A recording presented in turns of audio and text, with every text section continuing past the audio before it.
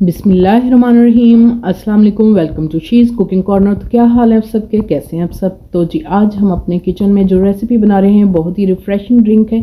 Summer में आप इसको बना सकते हैं, अफ्तार में बना सकते हैं। आपके खाने को डाइजेस्ट करता है बहुत अच्छे तरीके से और मैदे की गर्मी को दूर करता है। आपके जिगर के लिए भी बहुत ही मुफीद है। तो रेसिपी जानने के लिए वीडियो को लास्ट तक देखिए स्किप किए बगैर। तो बिस्मिल्लाह करते हैं, स्टार्ट करते हैं अपनी रेसिपी को। तो जी यहाँ मैंने एक बड़े साइज़ का बंच ले लिया है पुदीने का। अच्छे से मैंने इसको वॉश किया और स्ट्रेनर में डाल के पानी इसका निकाल लिया है। तो इस तरह से आपने ये डंडियाँ जो हैं वो इस्तेमाल नहीं करनी। इस तरह से पत्ते तोड़ें आप इसके और वो आपने इसमें शामिल करने हैं।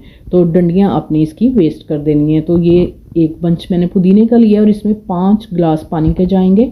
तो जी ब्लेंडर जग ले लेते हैं और उसमें हम ये पत्तियाँ शामिल करेंगी और इसमें हाफ गिलास पानी का डाल के आपने मोटा मोटा सा इसका जो है पेस्ट नहीं इसको बनाना, मोटा मोटा सा बस कूट लेना है। या कुंडी डंडे में भी